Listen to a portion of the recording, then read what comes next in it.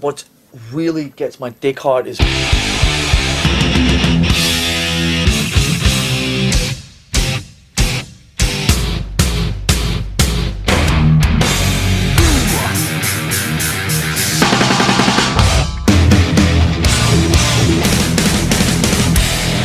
So fucking what?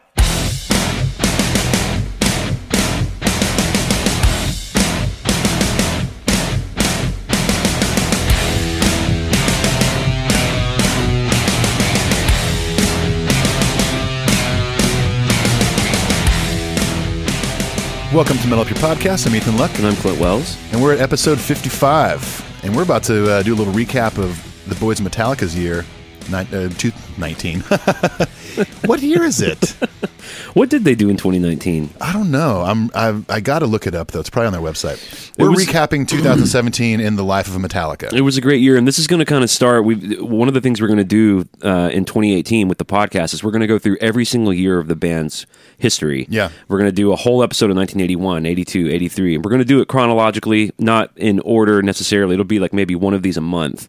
Yeah. But we wanted to start with, since we just finished 2017, and it was such a eventful year for the band, we're going to do 2017 now, and then we're going to start over with 1981 and go through every year of the band's history, which is going to be pretty exciting. It's very exciting. I'm excited. And speaking of exciting, this episode you're listening to right now is brought to you by, just kidding, no endorsements.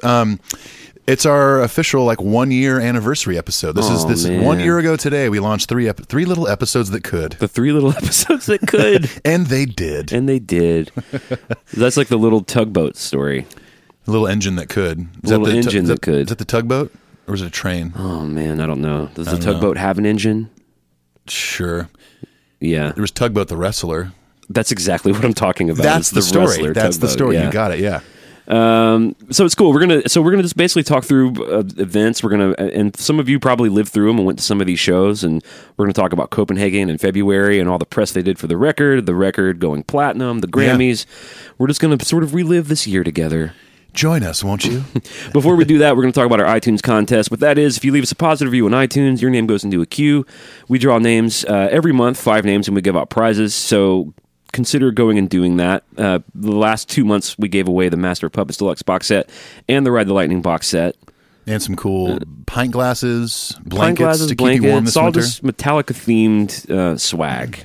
Very Metallica themed, yes. And the way we're able to pay for that is through the Patreon. If you don't know what that is, that's a way for you to donate to the show. We now have 75 patrons. Incredible. That's wonderful. I hope to have 76 by the end of the year. I hope to have 76 by the end of the taping of this show. Yeah, and speaking of that, we have 2 new patrons this week, Stephanie Zink and Johan, I like to say Johan Hansen. So thank you guys so much for being new patrons of the show. Thank you very much, guys. We appreciate it. Really appreciate that. Go follow us on all the socials, Instagram, Twitter, Facebook. We actually are on YouTube. We are on YouTube. We don't have a lot of traction over there, but we do put all of our shit on YouTube. I think the most traction we get over there is usually a bunch of trolls just be like, fuck you guys. We do get this is one guy that says fuck you all the time. Yeah. I can't remember what it said exactly. I may have read it on a previous show, but he was insulting us like crazy, and he should have spelled out your Y-O-U''RE, and he didn't. Right. And my response to him was just the correct spelling of it, and I think that pissed him off even more. So it is sort of like if you are going to insult somebody, you need to really make sure that your grammar is right. At the very least. It tends to take a bit of the sting out when you don't know how to speak. Yeah, it takes... when you don't know proper grammatical English, the sting hurts a little less. I mean, I laugh at those things, so... But anyways, all that to say, we are on YouTube, so... If you're go insult us over there. Yeah, go make fun of us and call us fags and stuff. So it does really quickly devolve into faggot talk. It's crazy how quickly that escalates, doesn't it? Because it's just for people like that who are so hateful. It's just always right under the surface. Yeah, it's loaded in the chamber, just ready to fire. Racist and homophobic. I don't get it. Ignorant, super mean. It's just all right there. All because they don't like something that we're working on and putting our energy into. All they have to do is hit play. Right. I don't like this. Fuck you. You fucking suck. You're a faggot. Yeah. Yes, we're homosexuals because we do a podcast. That's right. I suck on dick sometimes. It's none of your fucking business. You can't insult me with that. That's right. All right. Speaking of emails, we read a smattering of emails every week, and you want to get into the emails from this week? Of course I do. All right, here are the emails.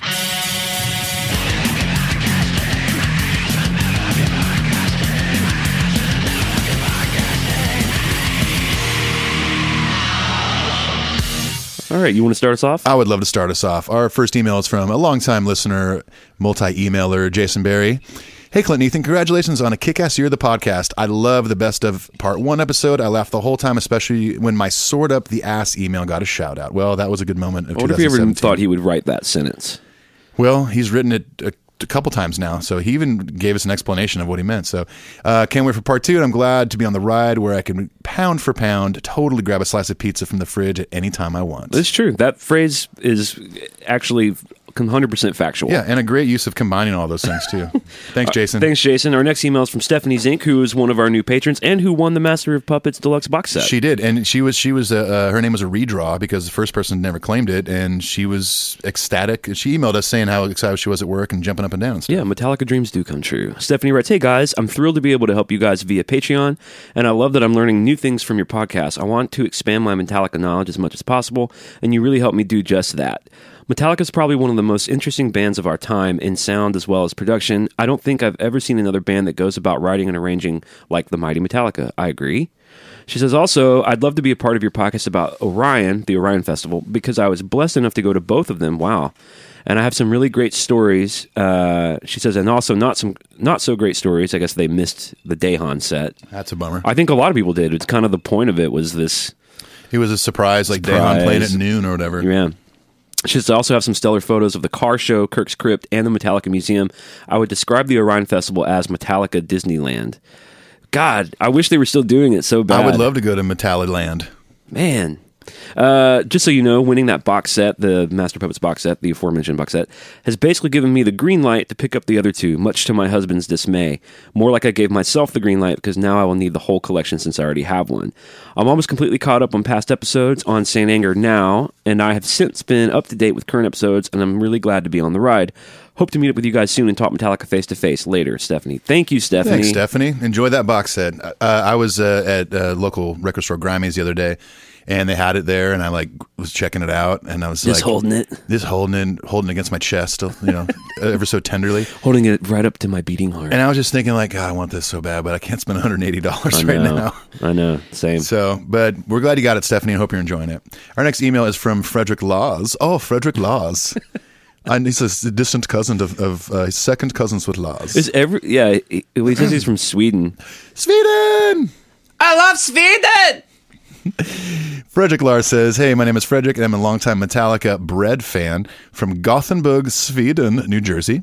My father's name is Lars, and that is also the second name of me and my son. That is how metal we are." They're all named Lars over there. There's so many Larses.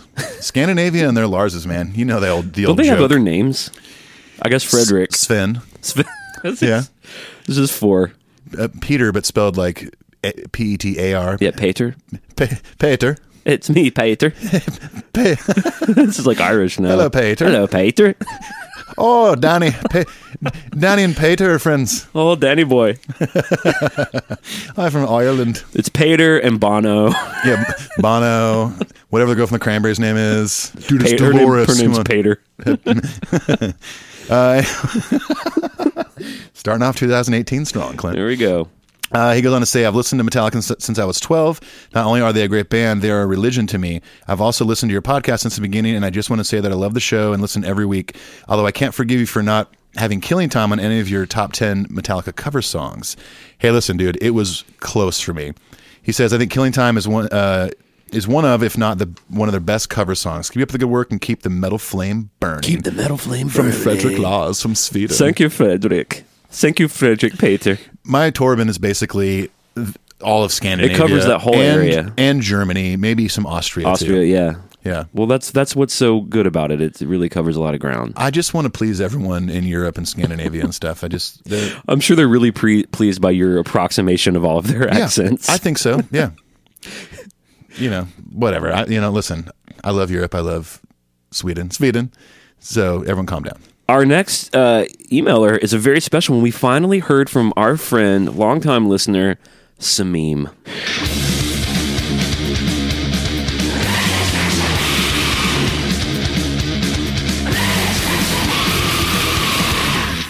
I was starting to get worried about Samim. I was too. I thought Maybe he got off the ride. maybe he got off the ride.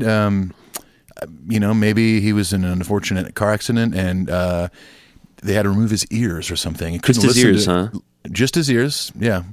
His head went side to side. That'd be quite the accident. It'd be quite the accident, but then he couldn't listen to our Came podcast out generally anymore. unscathed except for his 2 ears. Yeah, they his had 2 to, ears. They had to go. Yeah, everything inside of them, eardrum. Yeah, And we had to just fill up the holes with like cement, just concrete, Turkish cement. Turkish concrete. For Yeah, those of you who don't know, Samim was the first person to ever write into our show a Yep. year ago. yeah, 1 year ago. I guess a year ago today. He would have written in tonight. Yeah, He's a beautiful writer. We love Samim. He writes in and he says, I still look forward to the gift of a new episode every week, even for only an hour. It's a respite from the rest of it all. So really, thank you.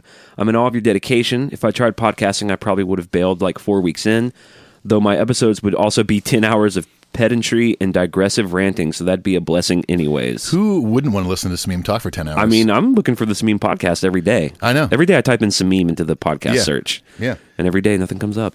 podcast called Sick Ass Samim. He says, everything else aside, skimming through the names of episodes since I last wrote to you, what hurt the most was seeing the amount of opportunities I've missed for making lists. I like lists. I think everyone does. I believe we all like them because we intuitively sense the fact that every list is a small victory against death. A personal lexicon of meaning and order in a universe of indifference and chaos. Is this Friedrich Nietzsche writing this? Gorgeous. Jeez. That was beautiful, Samim. I love Samim's dark poetry. He says, here's my list of favorite covers by Metallica. 10, Free Speech for the Dumb. That's the only list I think that had that tune. Yeah. 9, Turn the Page. 8, Green Hell. Here's the key to the dead. David. Number 7, The More I See. Number 6, Small Hours. 5, The Prince. 4, Astronomy. 3, Blitzkrieg. 2, Merciful Fate. 1, The Wait. Love Samim. Yeah, astronomy got some more love from Samim. Yeah. Yeah, that was Blue on your Oyster list. Cult. Yeah, that was on my list. Samim, always good to hear from you. Always good to hear from you. And that, ladies and gentlemen, was Letters from Samim.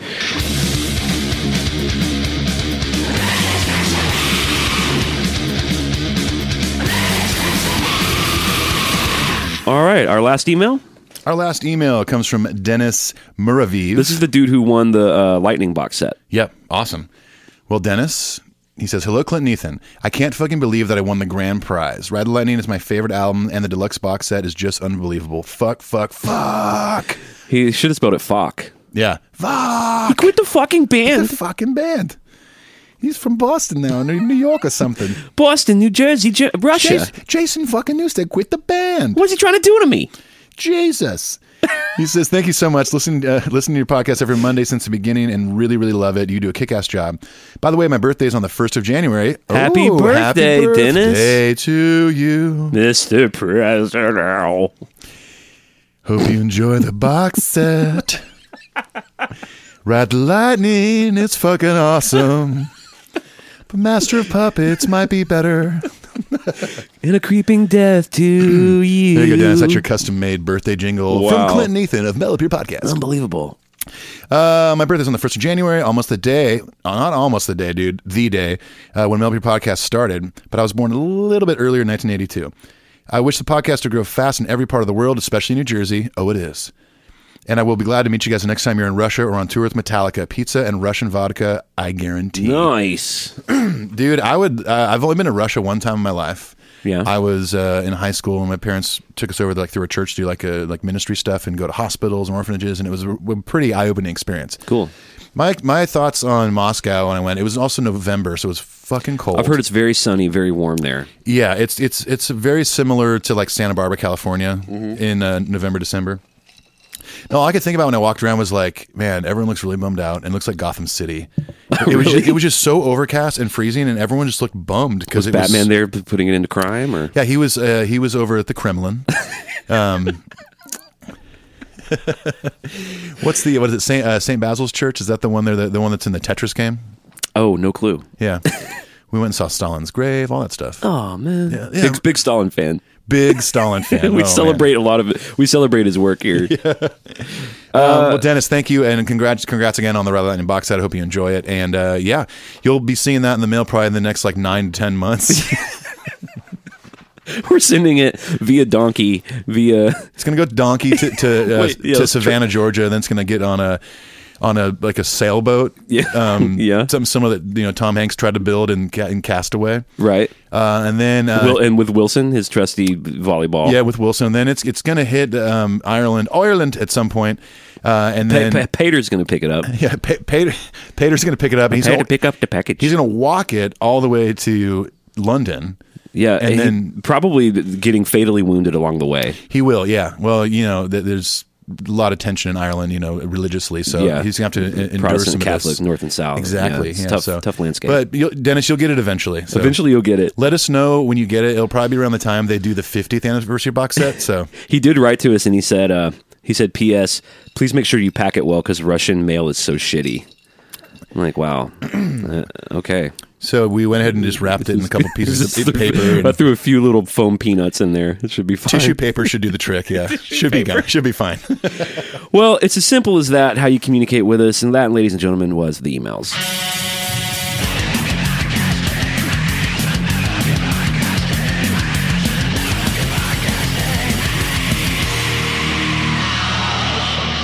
All right, dude. Let's burn down 2017. Let's burn it down now that we're in 2018. The tour, which we're going to be talking about we're going to basically do this, structure it by month. But yeah, the tour was, that was, as you all know, that was the granddaddy of the year. It was the big thing they did. It was the top 5. It was the 5th highest grossing tour of the year. Yep. Here's some crazy facts about the Worldwide Tour. Worldwired Tour. Oh, I accidentally typed worldwide in my notes. It was worldwide. It was worldwide. I mean, technically it was a worldwide tour. I meant literally it was worldwide, the Worldwired Tour. Here's what's crazy. The total gross of this tour was $152.8 million, an average gross per show of $3.9 million. Wow. Which I think that's what we're going to make at our Metal Up Your Podcast party. Yeah, it'll be close. We'll probably be the 6th highest grossing party. On Thursday night.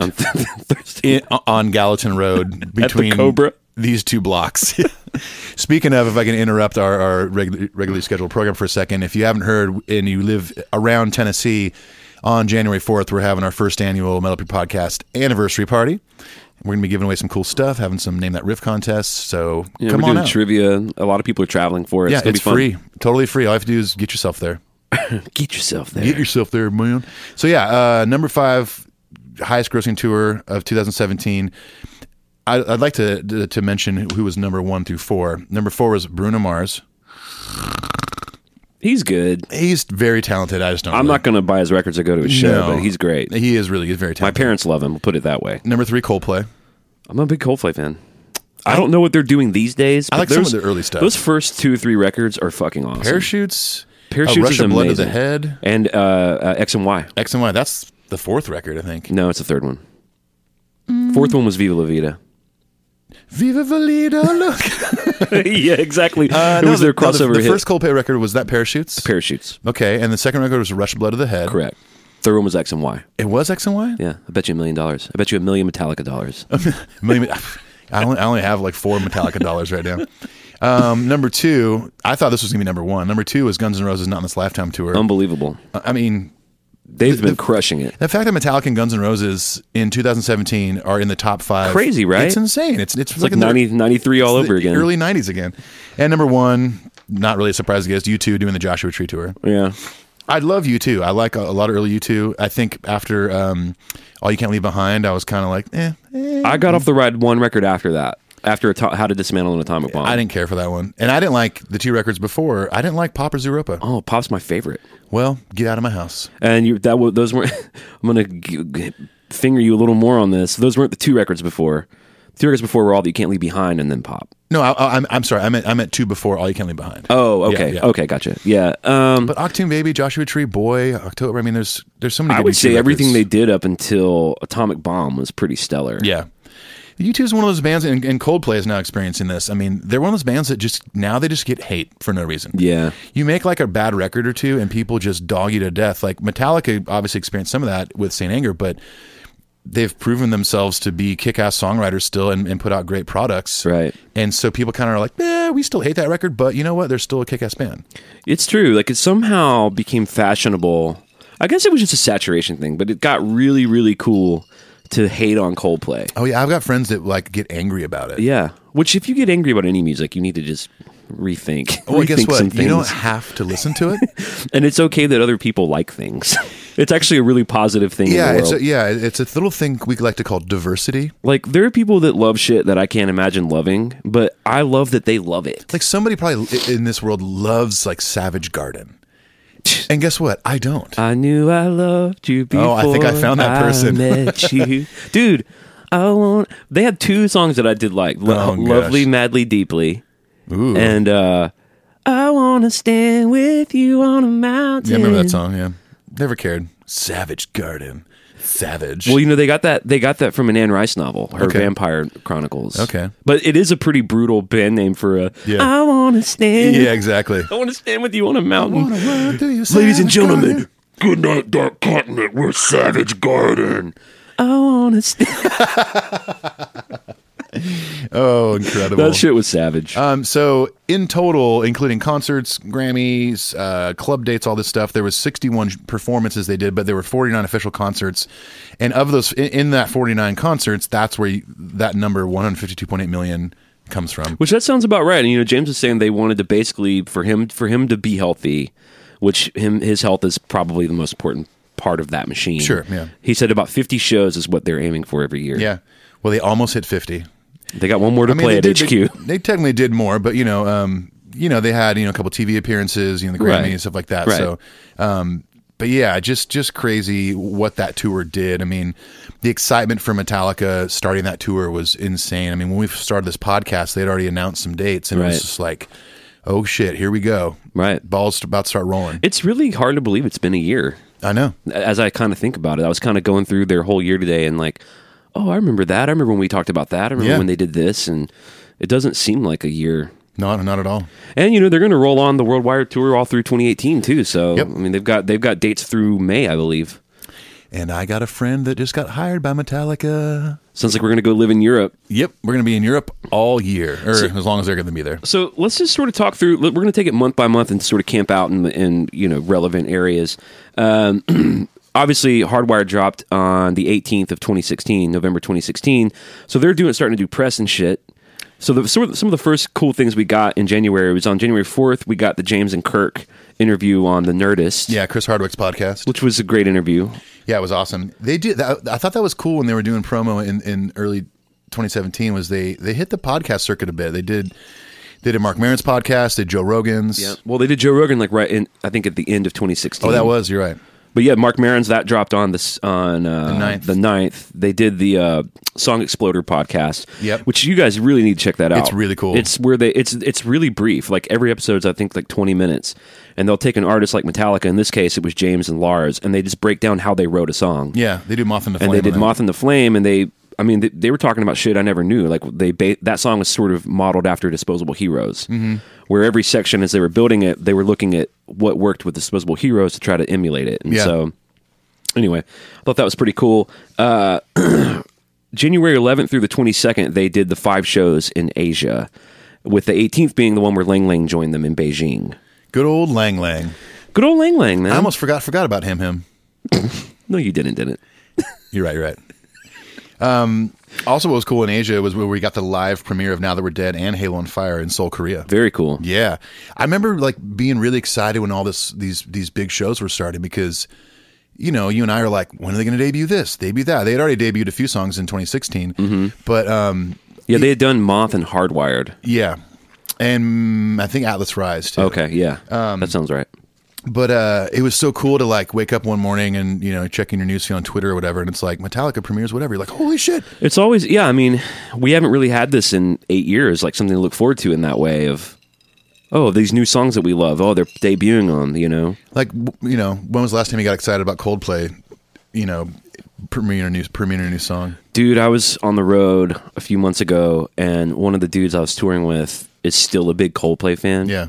And I was like, dude, I have not paid attention to them in a long time because it's just, to me, it sounds like a Chris Martin solo pop project now. It kind of like Johnny Buckland, who was one of the premier his guitar work on Parachutes was hugely influential to how I play. Right, yeah. Very simple, tasteful, ambient stuff. And just as their records went on, there's just less and less guitar. It's just all synthesizers and gets EDM real- drum beats. yeah. So this dude was like, man, we were on a bus just with nothing to do, and he played me the entire new Coldplay record front to back. Yeah. And it sucks.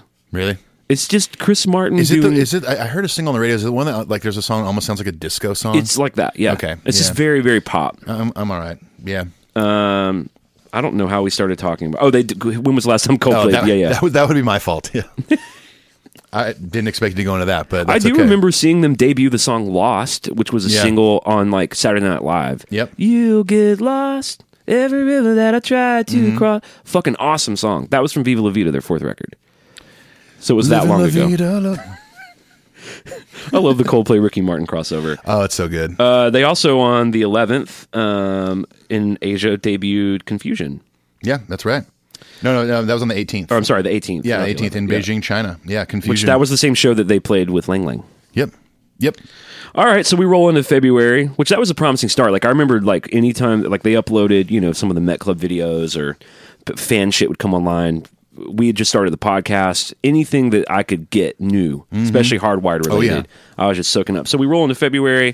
February 3rd through 9th were the 4 Copenhagen shows at the Royal Arena. Famously, the show on the 5th had to be canceled. Yeah. The show on the 3rd is when he finishes the show, but he's pretty sick. The video came out on YouTube or whatever, and he addressed the crowd like, "I'm not feeling great. My throat hurts. Help me sing." But he powered through it.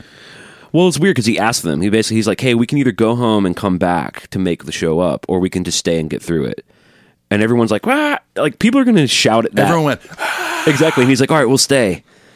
I'm like, you Yeah. guys totally missed out on the opportunity because when we get to September is when they did that makeup show. Yeah. And that's when they got to see the Moth and the Flame drones, Yes. those 52 cubes. and I'm sure it was like probably midway through the show when he was making that announcement. So It was pretty early on, like 3 or 4 tunes in. okay. Maybe the whole crowd should have went, play like 5 more songs and then we'll go home and then come back. Why don't we do both? That's probably what they all Yeah. shouted. Is that an option? Can we do both, please? Yeah. It was more like this. Please do both of these songs. It was just- do both these shows, It was please. just 25,000 of Lars's dad. Yeah, 25,000 Torbans. Please come back. They're all Please bouncing come tennis back. balls like in their seat. Yeah.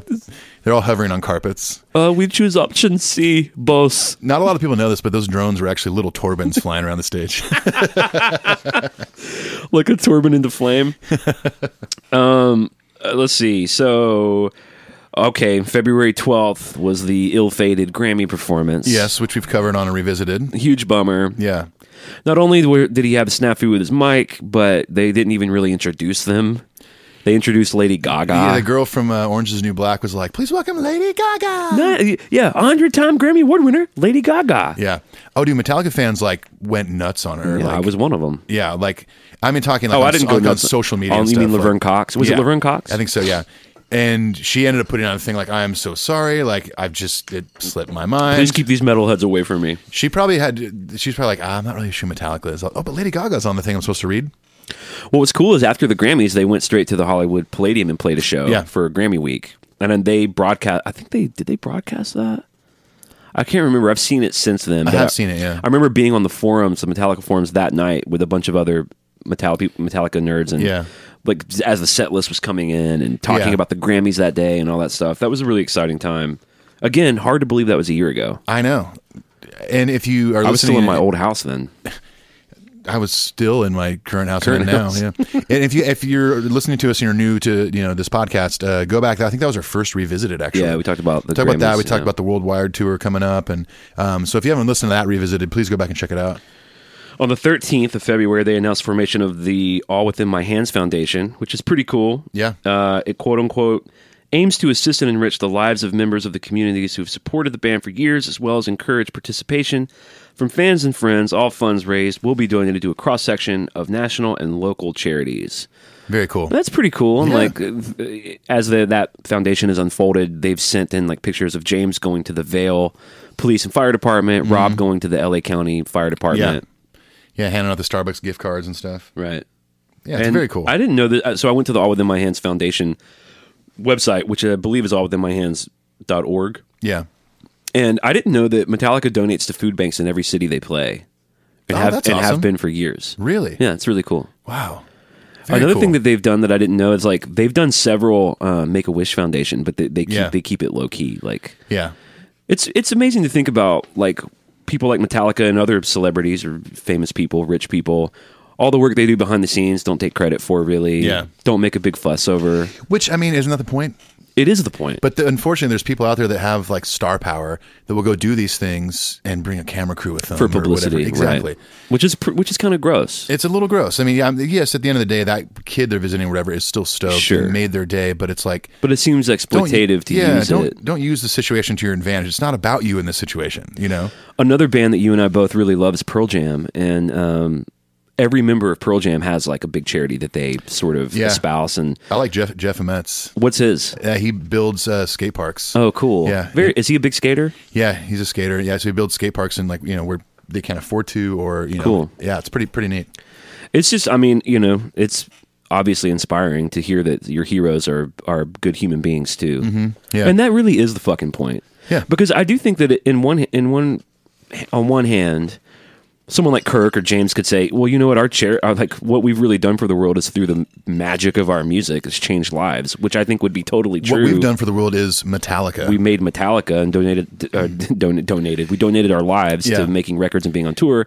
But it's cool to see that they take their fame and success and just parlay that into humanity. Absolutely. Well, yeah. I mean, like when you get that kind of success and money and whatever, you hope that people use it for good and do things. I mean, and it's your choice. If you don't decide to donate to a charity or be involved in things like that, it doesn't necessarily make you an asshole. But when people go out of their way, like James Hetfield doesn't need to leave Vail, Colorado, and go visit firefighters, you know, but he does, you know. And you didn't bring a camera crew with him. There's a guy taking photos to put on Metallica.com, and that's about it, you know.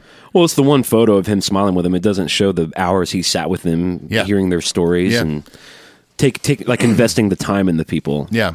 Anyway, it's just another reason to love this band. So we move on into March. March started with 3 shows in Mexico City, which, they have a great relationship with Mexico City. Yeah. Throughout the years. They debuted Dream No More in Mexico City. Do you have anything in March? Oh, you have that. Yeah, debut. Yeah, Dream No More. The March 5th That's show. where they also played. Had Iggy Pop open, and they did that TVI song, right? Yeah, they came out and did a cover together. Yeah, that's cool. Yeah, very cool. On the 3rd was the official website releases the dress rehearsal of the Grammys with Lady Gaga, because I think they said something on the blog like, maybe some of you imagine what it might have been like without any problems. And guess what? It was kick-ass. Awesome. Yeah.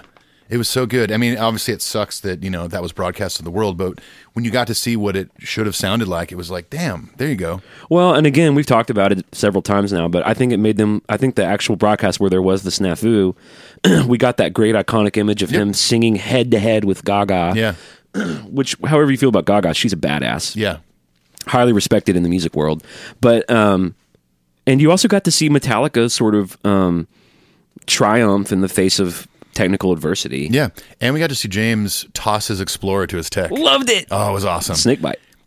I remember watching it, and right when it happened, I was like, oh, he's pissed.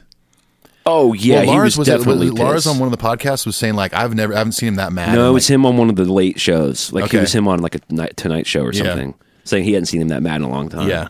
I mean, I wouldn't want to encounter Matt Hetfield. He talked about it on the website with that Stefan cat. He talked about, he said, I haven't been that mad in a long time. He said, I still get mad about things that are out of my control. Mm-hmm. And he was like, I'm still dealing with it, but it happens,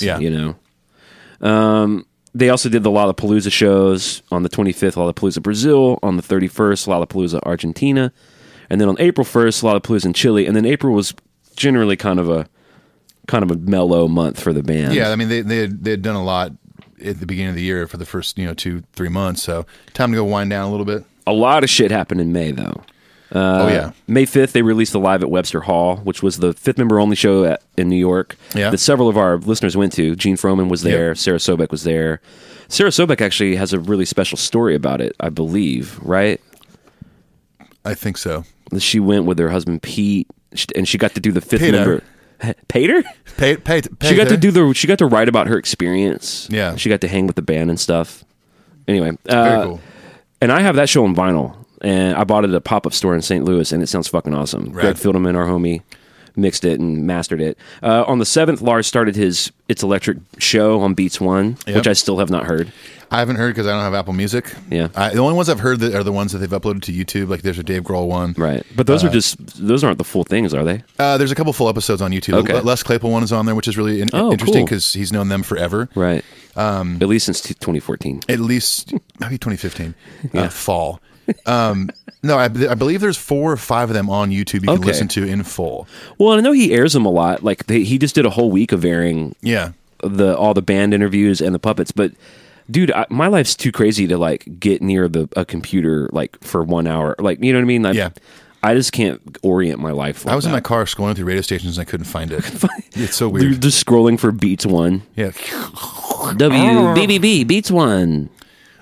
W laws. W deletes that. What else happened? Oh, they did I actually rewatched this today. So right before the show, their first show in Baltimore, I believe it was the Baltimore show, they did the Now That We're Live rehearsal. Yeah. Where they basically just did like a dress rehearsal at the stadium and invited fans. Yeah. They streamed it on Facebook. It was enough fans to basically fill the Snake Pit. 100 people. Yeah. And it's just them wearing like street clothes, playing through songs. They kind of tease Spit Out the Bone. It's like real casual. It's really weird to see them in an empty stadium being casual. Yeah. Well, they're probably also slightly uncomfortable because they're debuting this new setup, new songs, and there's actual fans watching them. It's not just their crew hanging out. Right. You know, so they're kind of, making jokes or whatever. And I'd imagine they were a little uncomfortable. Like, oh man, we haven't even played a show yet with the stadium set up, and now these people get to see this. Yeah. So I wonder if that was a deal where like management was like, hey, you should probably do this. And they're like, okay. Like, all right, we'd rather not do that. Yeah. But it's better than when during St. Anger when they're like trying to give money away on that radio station. Yeah. Hey, this is Lars, and I'm here to kick your ass with $40,000. I'm about to shove 50 grand That's up what your it is, ass. $1 at a time. On the 10th is when they announced... Oh, did you ever get this? On the 10th, they announced their Metallica app for their phone to keep up with the tour. I did download it. I got it. It's not great. It wasn't great. I mean, it was just... Essentially, it's like a shortcut to their website. You know, you get to see the tour dates and stuff like that, but... What else happened? The first date of the tour, which was in Baltimore, was on the 10th. What else am I missing? We had on May 15th is when they did Now That We're Dead on Stephen Colbert. Yeah, they did like a truncated version of it. Yeah, it was a little shorter. They sort of edited it. But it was cool. It sounded great. Yeah. It's a great song. One of my favorite songs off the record. They also did on the 15th, the band wasn't there, but they did the 4th annual Acoustic for a Cure show. Yeah. Have you seen any of these? Oh, yeah. They're awesome. They're great, yeah. Well, we talked about the Billy Joe and Hetfield moment. Piles of pie. Yeah. Piles of pie. I want these piles of pie. It's a benefit curated by James and Sammy Hagar. Yeah. He couldn't be there, obviously, because they were on tour, but Dave Grohl sat in for him. But that was a notable event in the Metallica world. Oh, yeah. Acoustic for a Cure is fucking awesome. If you guys haven't seen it, just Google that. Yeah. And James does a bunch of cool covers. And he did one year that him and his daughter did an Adele song together. Like, yeah, it's a very intimate, like, personal feeling kind of show. I think a few years ago, too, he did, like, Until It Sleeps acoustic. Yeah. Like, some really cool stuff. Yeah, and Clint and I will be hosting that next year, I heard. Yeah, that would be nice. Play songs from Load and Reload. Someone just went, oh, wait, for real? They're hosting Wait, are they doing that? No way. Are they serious or not? Are they the answer joking? is yes, we are doing that. And the answer is probably not. But most likely. Well, we can dream, can't we? On the 17th of May, Hardwire goes platinum. And no big deal. What was funny about that is like, so Blackened Recordings is their label. Yeah. So they actually staged this really funny picture of it's them all wearing suits and ties awarding themselves in street clothes the platinum records. Yeah, it's pretty good. Yeah, it's pretty neat. I'm surprised they didn't get Turner Duckworth to do it. Good day, chaps. Here is your Duckworth. million-selling album. For sales of up to $1 million. $1 million. And I believe I did the artwork. I'm Turner Duckworth, after all. A notable show during that run is they did one of the only few like indoor arena shows during the stadium tour where they played in Uniondale at the new Coliseum, and they did Ride the Lightning and they did Harvester of Sorrow, which are kind of rare tunes which for is the cool. North American tour. In June, we get on the 4th the St. Louis show, in which I went to the goddamn Snake Pit with our friend Brad Blazek. We've got a whole episode just on Clint's experience in St. Louis. From the tour bus to the Snake Pit. The story of Clint Wells and Brad Blazek One tale. and their journey through St. Louis One back to tale. Tennessee. Two men. One man. In a world. Will he go far enough? This time it's personal. Double-crossed by the government. On the 9th, they actually added a benefit show. They played at the Iowa Speedway to benefit the Native Fund. I thought that was nice at the time. Yeah. It's kind of your standard Worldwired show without the snake pit. In July, for basically that entire month, they toured in Florida, Georgia, Detroit, which we went to. That's the one we were at, yeah. In Canada. On the 12th is when we made our Metal Up Your Podcast road trip with our friend Paul Monk. I know. That seemed like, it doesn't seem like we've been doing this podcast for a year, but that Detroit trip seems like forever ago. It does. If that makes sense. Like, it's just, I remember just like, all right, we're just going to do this. We're going to drive all the way to fucking Detroit. We were trying so hard to go to the Atlanta show, but it worked out where I was touring out of the issues. country. You were somewhere else. Yeah.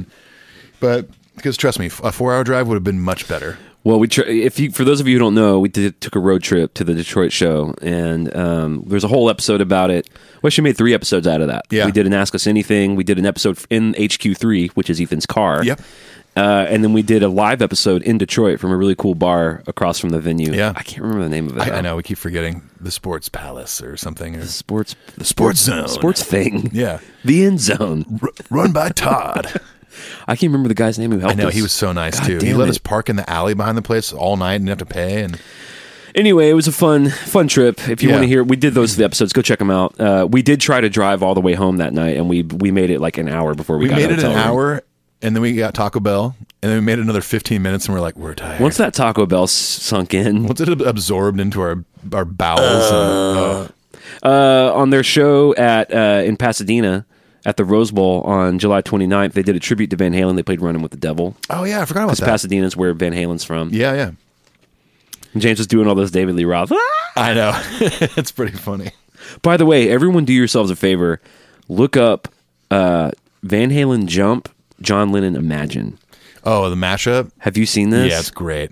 Someone basically, I guess they modulated the recordings to make them in the same key. Yeah. So it's David Lee Roth singing Jump over the music of John Lennon's Imagine. There's a lot of good ones out there that have Metallica songs in there. It's amazing. There's one I think I want to say it's Enter Sandman or Puppets with like I'm going to get this wrong. I know I'm going to get shit for it, but it's like Billy Preston or some kind of more funk song or something. Okay. I'll look it up and text it to you. All It's right, really cool. good. August, we get the... man, again, this does not seem like that long ago. August 4th, we got the mini documentary about Rob's son Ty going on tour with Korn. Yeah, in South America. And I had no idea. I learned in that documentary. I didn't know how tied in Rob was with Korn. How tied in? Well, pun totally intended, bro. That's a Trujillo pun right there, man. But he had a lot to do with them sort of coming up. Like he was a part of that band, like kind of mentored Korn. Yeah, that's awesome. Yeah, it's pretty cool. I'm not a big Korn fan, but I'm actually not a fan at all. I like it on the cob, grilled. That's about it. Not on the turntable. I think that Got the Life song is cool. Love Got the Life. Yeah. I actually love that song. Got the Life. It's pretty good, Jonathan Davis. a part of me. I'm wearing a kilt. And some weird microphone that looks like the movie Alien. He does that like weird bridge part. It's like metal scatting or something. It's really not good. It's like if you took the Kid Rock song Ba With Ba and slowed it down. No, I love Ba With the Ba. You would. My name is Kid. It's Kid, baby. It's Kid Rock. Just in case you didn't know. And I live in literally a double wide trailer in Nashville. Dude, go look up Kid Rock at Woodstock. That's a mesmerizing performance. He walks out with a fucking pimp fur coat with a cane and a top hat, and some dude comes and collects it. And they're just looping that Ba With the Ba intro. Yeah. I will say, I did years and years ago when I first moved to Nashville. I had a friend that worked for MTV, and they were filming a pilot for this new show called Bumped Up. It never became a show, where they basically find the biggest fan of this artist, and they take him from the grass seats and put him in the front row. So I was on this crew of guys with cameras basically going to this girl's house, and we went to this girl's house who had a ton of like Confederate shit everywhere. Oh, my God. And we had to like politely say, hey, can you take that down? Anyways, it was for a Kid Rock show. She had like an upside down burning cross. Yeah, it was on fire. Would you mind? Like, that one's actually fine. Let's just take the racist shit down. But when we got to it was at the old Starwood Amphitheater in Nashville. It's no cool. longer here. Yeah. And I was basically during the show down in the pit during soundcheck and the show with. Were you getting in the pit and trying to love someone? Oh yeah. Get in the pit and try to love someone. I was by myself. There was only a security guard near me. Yeah. Well, that could come off weird. Get in the pit and touch yourself. I was just down there loving myself. But I remember thinking to myself, okay, I don't love Kid Rock, but fuck, he's good live. The Devil Without a Cause record is pretty good. Yeah. It really is just I kind pretty of wish good. he would have kind of went with that like Southern rock thing. And like, it seems like lately, every time he opens his mouth, you're like, oh God. Well, now he's talking. like in politics. I don't think he's actually running. Good God. Yeah. Well, speaking of that show called Bumped Up that never happened, there was a show that happened called Fanatic. That was a Similar show. kind of thing? It was a show about super fans. Yeah, it might have been, maybe that was the Where they let precursor to it or something. super fans go meet whatever. I mean, this was in 2001 or 2. Yeah. It was a while ago. Okay. It's like 100 years ago. Jesus, it's Becky here. Guys, you didn't think I was going to get left out of 2018, did you? Excuse me, I can't even remember yesterday, let alone 2001. Seriously, I don't think I was even born yet. Where are we at? I don't know where we are. Oh, the documentary about his son, Ty. Yeah. Okay, all right, we got that out of the way. On the 7th, they did the 5th annual Metallica night with the San Francisco Giants. Kirk and James played the national anthem. Ooh, sorry, I'm a Dodgers fan. Oh, really? Yeah. All right. Wait, those are different sports. No, Dodgers and Giants, that's baseball. Oh, I thought the Giants were a football team. There is a Giants football team, too. Okay. That's New York, I believe. Okay, good God. I don't even like football, but I know that. Good God. The Giants and Dodgers have always kind of had this. We're the rivalry. Giants!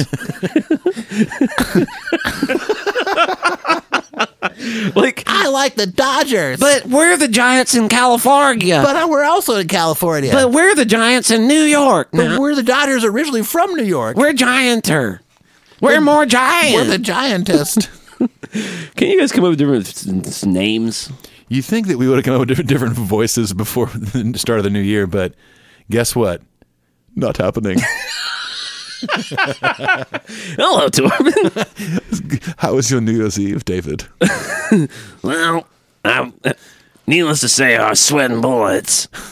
Just because it's very crowded at places on New Year's Eve. Well, my hands were sweaty and my knees were itchy. Anyway, tell it to the nice story. Tell it to the Reader's Digest. Oh my God. The way he say digest. Tell it to the Reader's Digest. What a lyric. I bet most people who listen to this don't know what the Reader's Digest is. What was it? It was like a condensed.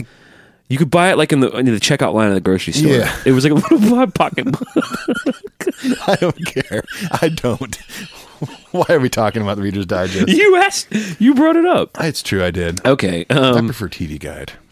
On the 12th of August, they headlined the Outside Lands Festival. I've played that festival a few times. Yeah. That's a fucking bitchin' festival.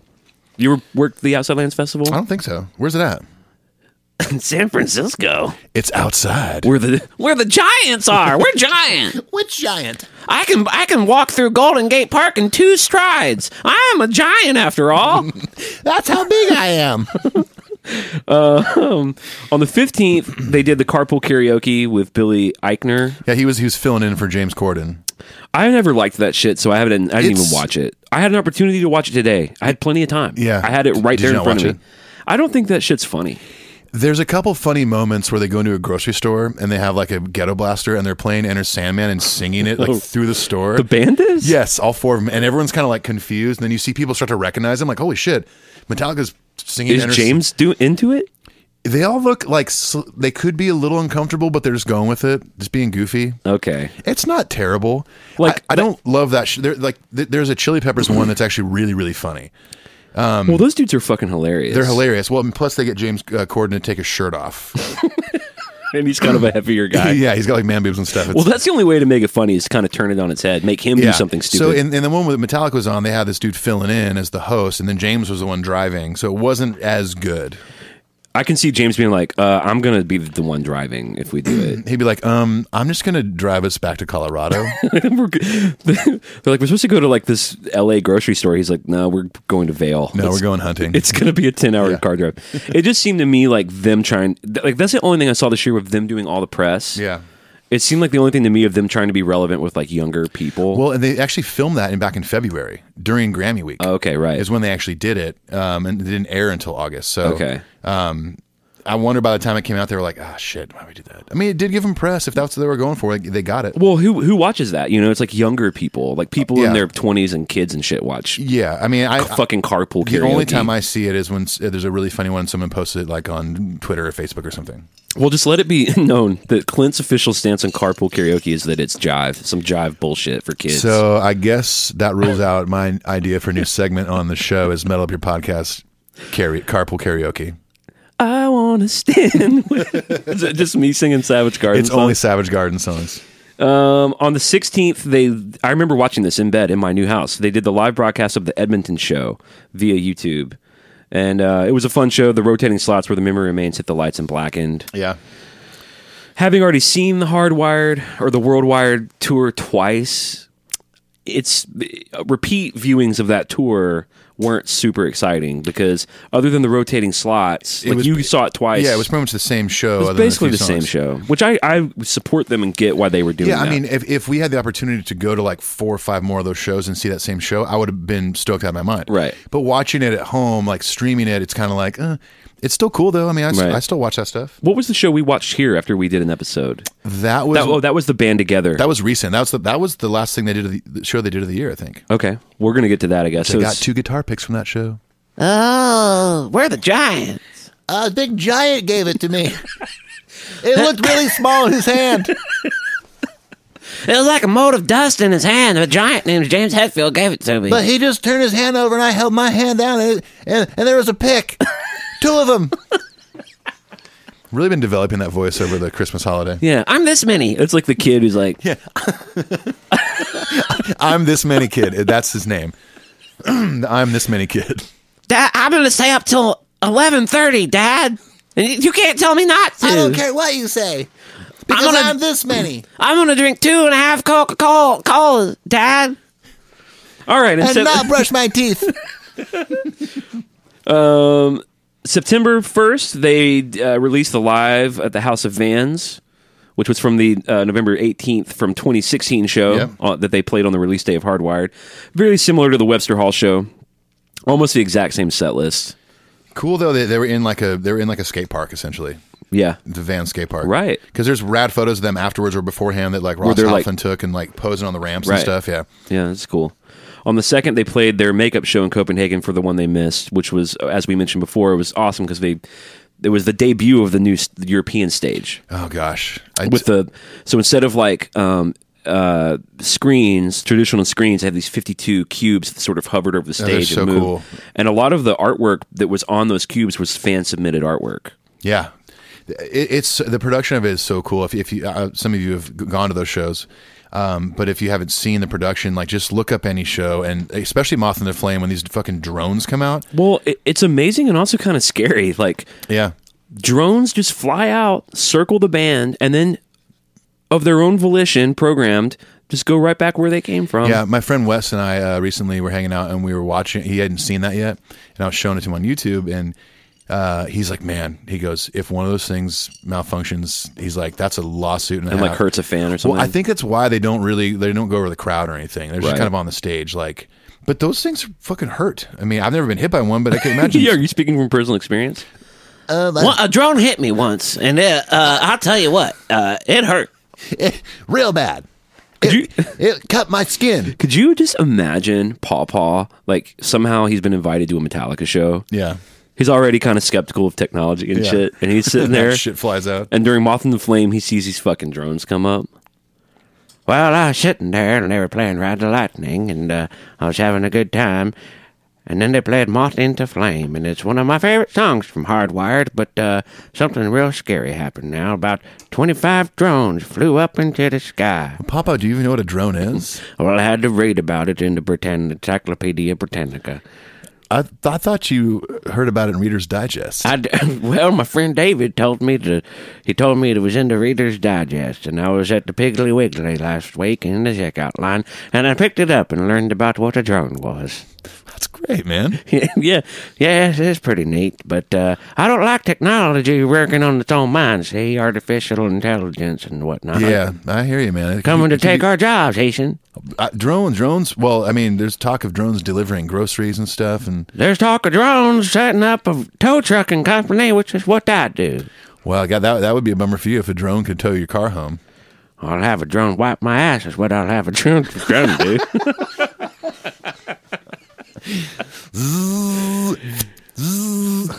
Save a tree, wipe Pawpaw's butt. Now tell it to the Reader's Digest. You better tell him. Dude, September 10th. I am jumping ahead here, actually, aren't I? That's okay. I just got it was exciting. Become one of my favorite songs on the new record. They premiered "Man Unkind" in Paris, France. Oh yeah, cool. I've seen it. Yeah, there's a bit of a snafu. That the Rob's bass intro, him and James do it. Right. And I'm convinced the whole thing on the record is bass. Every part's a bass, even the high stuff. You think so? I do think it's all bass. It's because it sounds like this is going to be nerdy, but the timbre of how the tone of the string being plucked sounds like it's fingers instead of a pick. Yeah. But James plays that melody. Well, maybe Whatever. that's the point in the set where Kirk is changing vests. He rocks the same vest for every show. I know. He commits to one Olive Garden vest per show. I recently rewatched them doing Jimmy Kimmel.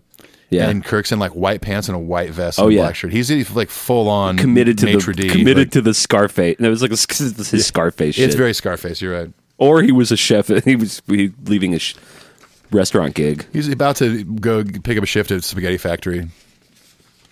So you're right. So that was in Paris, right? They did Mankind. Yeah, Paris, yeah. So the 4th through the 16th of September, they were basically in Europe and the UK touring. Oh, on the 4th. Forgot about this. On the 4th is James fell into the trap door during Now That We're Dead. Yeah. Really scary. Yeah. Because it looked like it hurt. It basically briefly talked about this. Yeah. like hit his ribs. And I don't think he broke anything though. Like I think he probably was bruised. Because his guitar took most of the impact. Yeah. But so these trap doors open where the goddamn Now That We're Dead, which now that James almost died, drums come up. I guess they opened early or something, or he missed his cue, and you can see it on YouTube. He falls right in. It's pretty scary. That was at the Ziggo Dome in Amsterdam. On the 7th of September, they sort of launched this Ernie Ball contest. You know what this is? Oh yeah, I remember this. Yeah, it ran through Halloween, I think, and you just buy packs of Ernie Ball strings, you enter these codes, and you can win a whole day hanging out with Kirk and James at HQ. At HQ. Which would be fucking awesome. Which means where we at are right now. Podcast HQ yeah, that's what they were talking studio. About. But you also, at the end of hanging out with them all day, which it was like a whole day where you get to ask them questions, pick their brain about shit, and then you get to pick out either a Hammett or a Hetfield custom signature LTD. Which do you think I would pick? Snakebite. We're both rocking Snakebite. Of course, yeah. Although I would have been heavily tempted by the black Ouija Kirk guitar. Yeah, that's pretty cool. I think I would lean towards the Snakebite though. Black or white? Black. Yeah. I'd probably want to get a white one. Yeah. That's fine. We don't. For those of you, we've been talking about this for months, and we've been asked about it a lot. We do have gear episodes planned where we're going to dive headfirst into all the details on all the band's gear, their guitars, their amps, their fractal shit, Lars's drum kits through the years. We're going to do whole gear episodes. Yeah. So fear not. It'll be please fear not. It'll be quite extensive, so it'll be split up into I think quite a few episodes, maybe per member per year something. We'll figure it all out and let you know. On the 29th of September is when they reissued the pink edition of Hardwired. Yep. Yeah, 10 bands, 1 cause. Right. Yeah. Which was to, I guess it was like a cancer awareness. It was for the Gilda Radner. It's called the Gilda Club. Yeah, Gilda Radner from SNL. She died of ovarian cancer, but it's basically a cancer awareness, which is why it's pink. And we have a copy of that we're giving away at our party this Thursday. Yeah, we do. I picked it up yesterday. We're basically doing a raffles. We're actually doing 2 raffles. Doing 2 raffles. We got the Master of Puppets remaster vinyl and the pink limited edition. So anyone Hardwired. who comes is going to get a raffle ticket. We're going to basically give those 2 things away. And it's going to be, we're expecting maybe 50 to 100 people. So it's going to be a pretty small pool. Chances of winning are pretty high. Yeah. I mean, if you have a raffle ticket, you have 1 in 50 or 100 chance. Well, I'm not so good at math now, but I reckon that Reader's Digest will break it down. Well, don't worry. The drones will do math for you. Exactly. I think that was it for September. Yeah, let's go to October. Ooh, what were they doing in October? Oh, let me tell you, man. More UK touring. Wow. That's about it, man. Tell. Just UK touring. In October was the 13th is when they did Kirk's horror gallery, the It's Alive gallery, Yeah. Peabody Essex Museum. That was pretty cool. We have some listeners that actually went to that. Yeah, that would be... And I think even got to meet Kirk. Yeah. He was just there hanging paintings and stuff. Yeah, we did Guys, a I'm Kirk... not set up yet. Kirk! Don't come in. On our Kirk Hammett Part 2 episode is when we talk a lot about his horror memorabilia, that whole aspect of Kirk's stuff. Speaking of debuts, on Oh, man. October 24th, The Big Daddy debut. probably one of the most anticipated debuts, not only of this record cycle, but probably their entire career. They debuted Spit Out the Bone in London at the O2 Arena. If you think about it, though, I mean, it's only been about 7 years since iPhones came out. Right. Like how nobody was, talking about like the debut. Oh my God, they did it. Like word didn't spread like it can now. Right. So when they were doing like everything before Death Magnetic, let's say, nobody was like buzzing like, oh my God, they debuted Frantic or whatever. I'm still waiting for that Purified debut. I know, man. I can't even think of how Purified goes right now. Purify. I'm already dead inside. Oh, no, wrong song. That's a good song. I know, that's a good song. I was trying to do a mashup. You were mashing up Purify and Cyanide. Cyanide, yeah. Okay. On the 25th of October, Kirk launched the Ghoul Screamer Coffee. Haven't had it. I haven't had it either. Do you drink coffee? I drink decaf. Oh my God, is that a vegan thing? Well, I can't drink caffeinated things anymore because of my commitment to this non-suffering of animals. Caffeine comes from bone marrow. I don't eat bone marrow anymore. I'll count on being vegan, but I haven't had the Ghoul Screamer coffee yet. If you want to know the boring truth, I stopped drinking coffee to help deal with anxiety. Really? Yeah. Huge help. Really? Huge. Oh my God. The top two things to cut out when you're dealing with anxiety are alcohol and caffeine. Do you have anxiety problems? Not near what I used to. I used to have really bad issues. Just general anxiety? Like not travel anxiety, like just... Oh no, that was included too. Travel anxiety. But not just that. Not just that. No. I mean, it would be like out of the blue. Like I think, my life's over. This, whatever. Irrational thoughts. We're talking all panic this stuff. attacks? Yeah. On the totally. reg? Anxiety attacks, yeah. Yeah, a lot of it would be while I was touring, even though I was on a tour bus or whatever, like just being far away. And I'll tell you all about it later. Not you all listening. You don't need to know all those details. I'll tell thousands of you about it later. I'm going to do an episode just about anxiety. Actually, I was on my friend Ian White's podcast a while back, and we talked a lot about it. So if you want, there's a podcast out there. Here's what's funny. It was called Me Too. That's hilarious. And then the Me Too movement happened. Right. Hashtag Me Too. So I think he kind of stopped it for now and changed the name. But anyways, if you go on iTunes, whatever, you can either type in, I guess, Me Too podcast or Ian White. And there's an episode with me, and I talk a lot about anxiety stuff and dealing with it. But all that to say, caffeine, if you're out there dealing with anxiety, I'm being serious now. If you're dealing with that, stop drinking caffeine, cut out sugar, and it will make a world of difference, I promise. I did all sorts of things. Check out Prozac, check out Zoloft, check out Ambien. That was the big thing, is I didn't want to get on medication. Right. So I've never taken any of that stuff. Really? Ever, yeah. I either dealt with it or I dealt with it naturally. So... Never taken a Xanax in my life. Wow. Yeah. What are you doing later?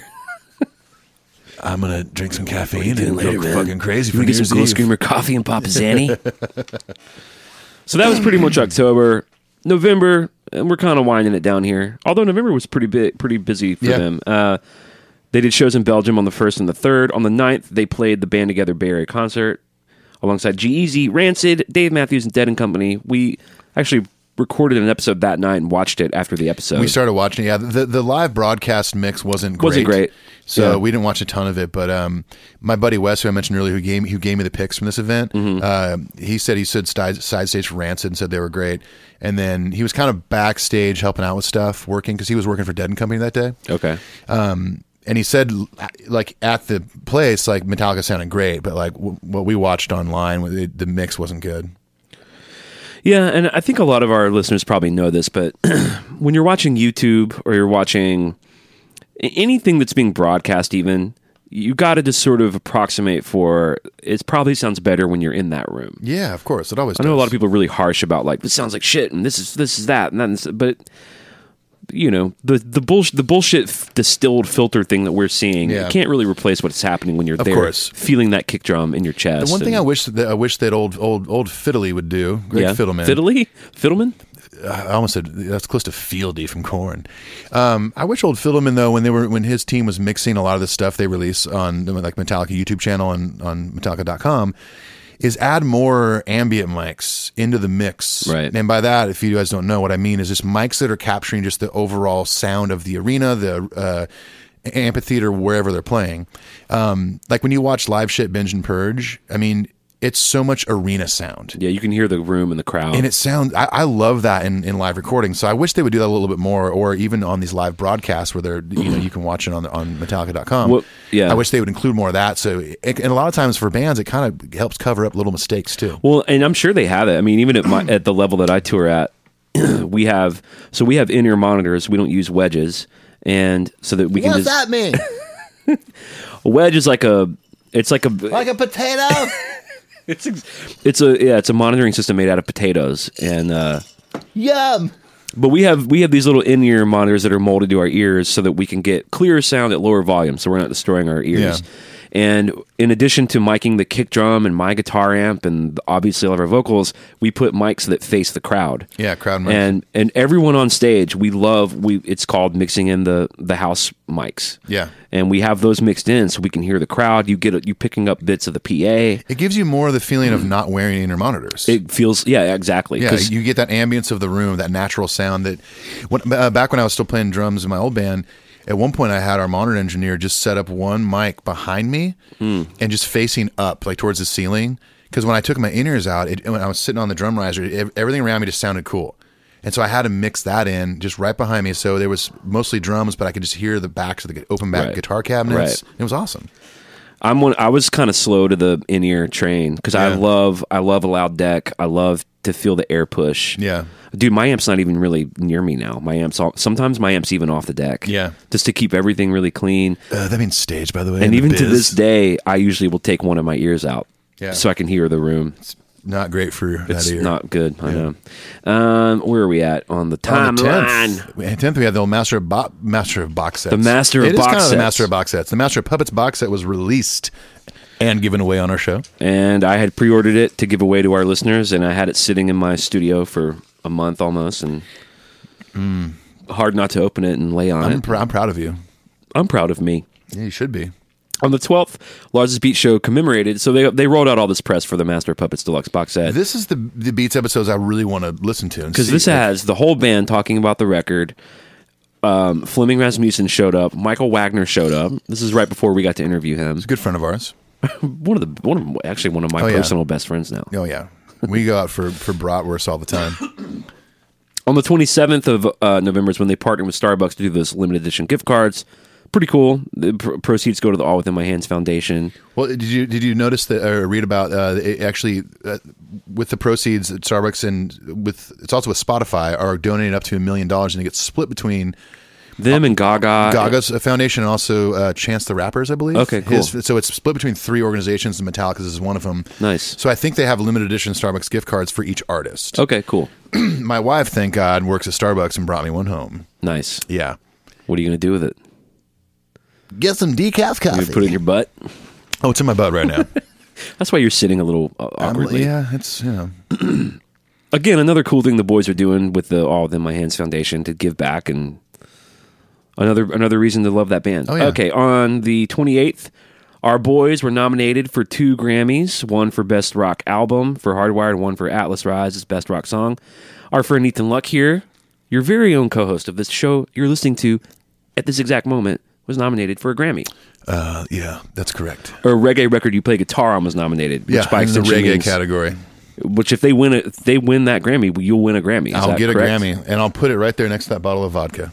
Cool. And I'll cry into the bottle. I'll let you borrow it. You're like, oh my God, you won a Grammy? No, I'm just borrowing my friend Ethan's. It was for a reggae record. Yeah, it's obviously it's much more exciting if you are the artist, but still, as a musician who's been touring for 20 years and been playing guitar since 11 years old, and it's like a cool feeling to be a part of something that. I don't really give a shit about Grammys, and like I don't care. It's like somebody saying, "Yeah, that record, cool." You know what I mean? Like there's records I love that have never been nominated, but when it happened, I was like, "Oh, that's kind of neat."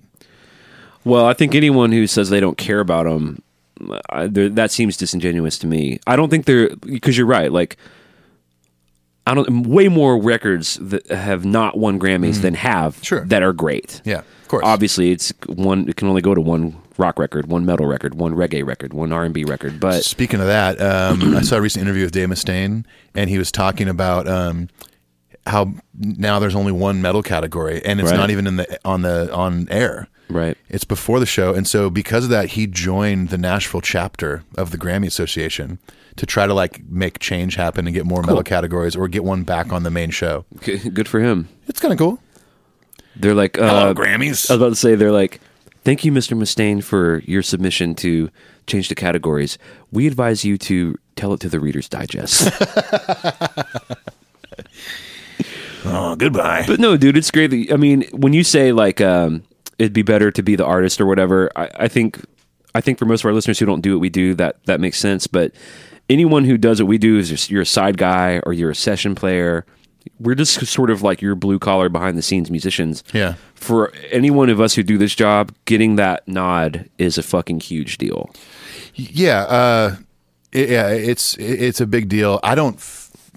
For me personally, like I'm not like, oh my God. Like, yeah, it's cool. I'll post something about it, but I'm not going to change my profile on Instagram and Twitter like Grammy Grammy-nominated guitar player. Yeah. And that to me is where it gets like pretty cocky. Right. That's just not my personality. So if it wins, awesome. I'm stoked to be a part of it either way, but it's an extra special feeling that, it's cool to tell my dad basically. Like when I call my dad who taught me how to play guitar. Dad, I'm not See, Dad, I'm this many. I'm this I can't, sorry.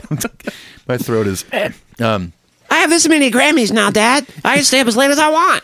Well, actually, it's only one Grammy nomination. That really messes up my throat. Jeez. Yeah, doing the this many guy. Yeah. I'm this many. I'm this many. For some reason, I can just jump right into that, kid. Well, that's good. I still have some development to do on that one. I was going to say, speaking of side guys and sort of side guys getting recognized and shit, I just watched that Hired Gun documentary. Yeah, me too. Oh my God, it's awesome. It's really good. Let me say this I've been a side guy for 15. I'm gonna ride out my fucking days into the sunset as a side guy. I think they got it right. Like they got it right.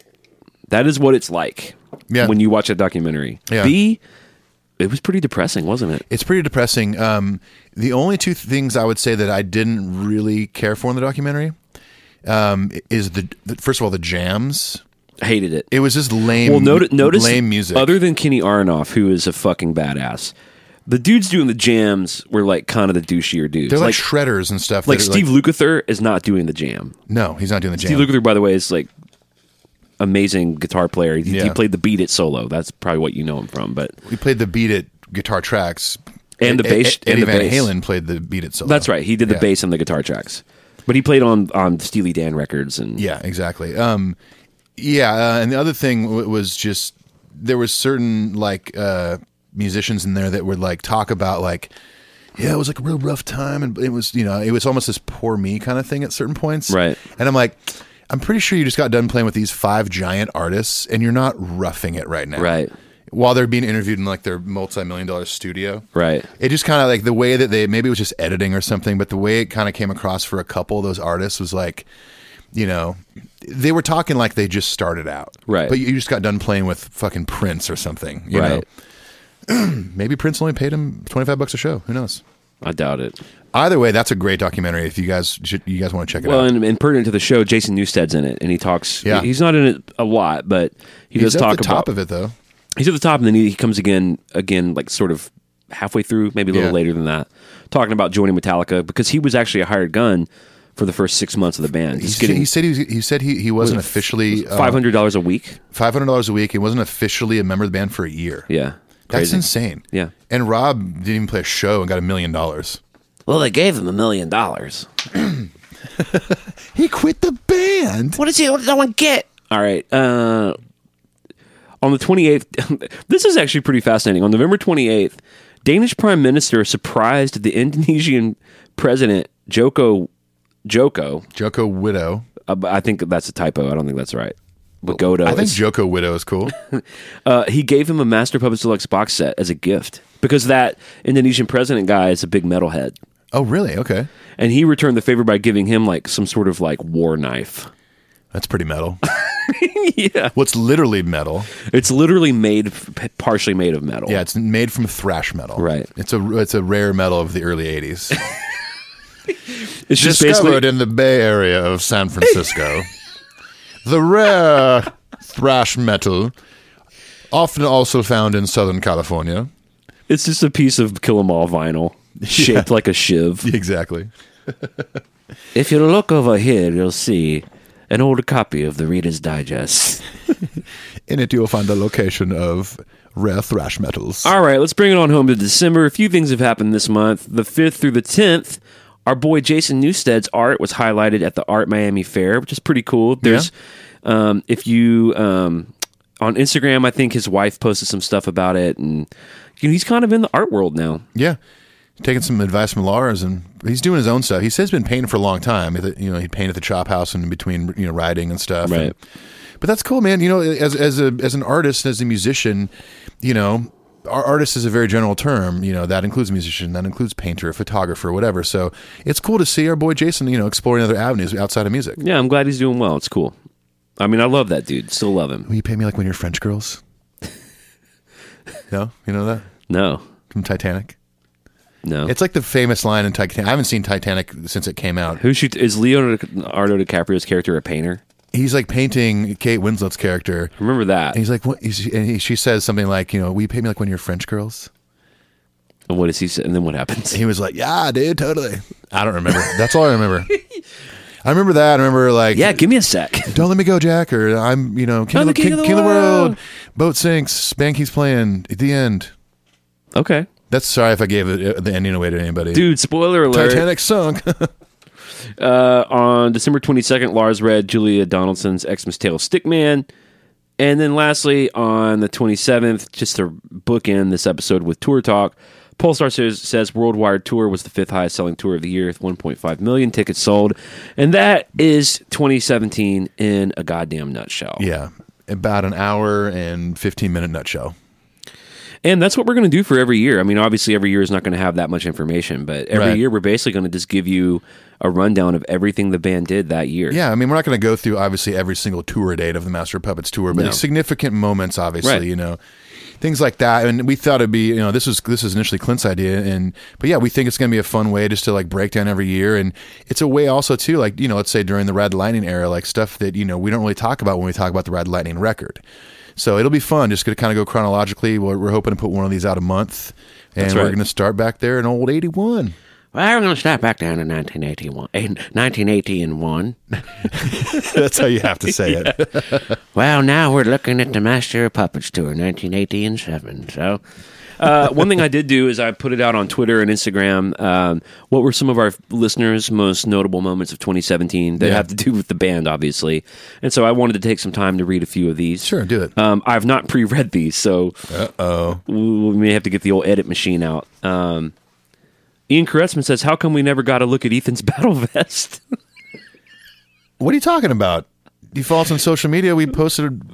This is what he says. Hey, I'm just telling you what he says. What's his name, Ian? I think he wants you to send him a picture of you wearing nothing but the battle vest. Oh, he wants to see it like that. Okay. Nick Makoviak, who's a friend of the show, patron of the show, and if you follow us on Instagram or Twitter, our handle is actually Metal Up Your Podcast artwork that he made for us. Our profile picture, yeah.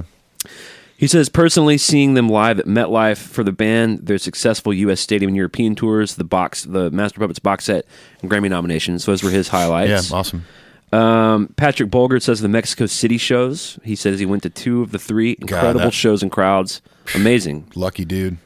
Joel Heppensberger says his highlight of 2017 was Metal Up Your Podcast starting. What? Thanks, Joel. Either you're kissing our ass or... I think he means it. I think he means it, though, yeah.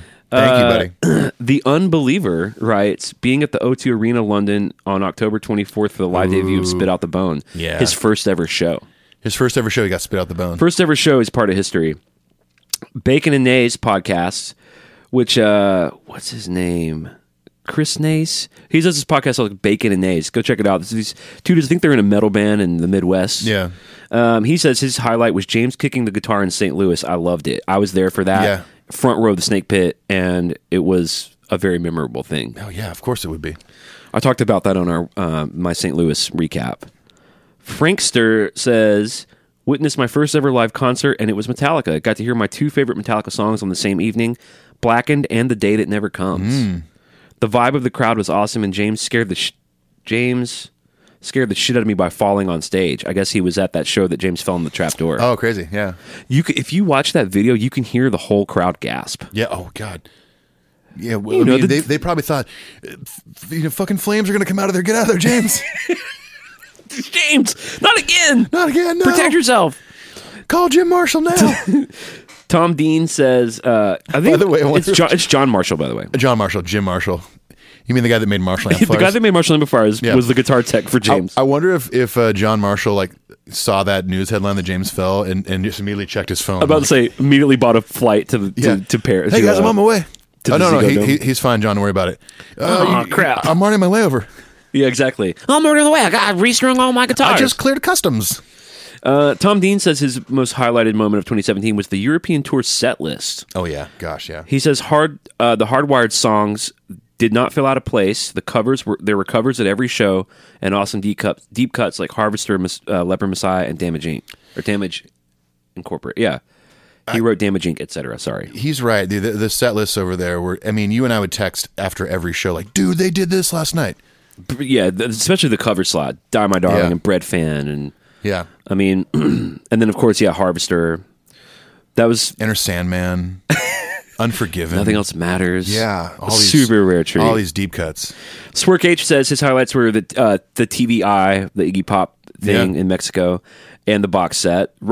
Simply Roger, says has to be the Master of Puppets box set. Can't wait for the Justice one. Ethan and I very much agree. Oh, yeah.